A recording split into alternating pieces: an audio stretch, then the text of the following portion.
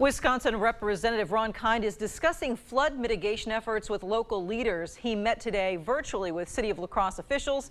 The city has fallen out of compliance with FEMA requirements, leading to an increase in flood insurance rates in the city. Now, Kind says if rates don't decrease, it could be bad for more than just the homeowners.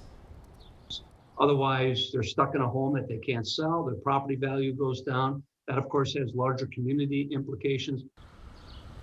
Most homeowners have a federally subsidized flood insurance policy.